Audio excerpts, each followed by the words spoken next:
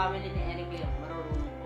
Oo, marurunong sila halos lahat, no? Yung isa doon, yung kanilang pamangkin na si Boss Leon. Si Boss Leon, naka-experience ako sa kanya na magpa-adjust din. From head to my feet, in-adjust din talaga niya. Then yung spine ko. Talaga, makikita mo yung power and strength sa kanya. Baga, parang biyasang-biyasa na.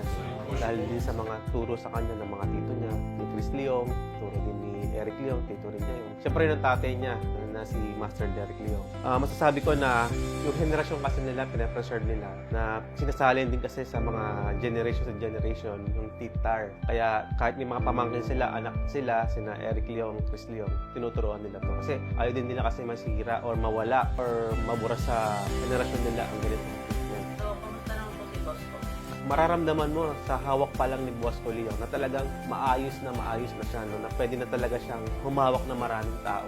Sasabi ko rin na talagang marami na rin taon na experience na sa ganito pamamaraan ng treatment ng tintar na sinasawak. So you push both. At the same time, so go on this side. Okay. 릴라이즈입니다.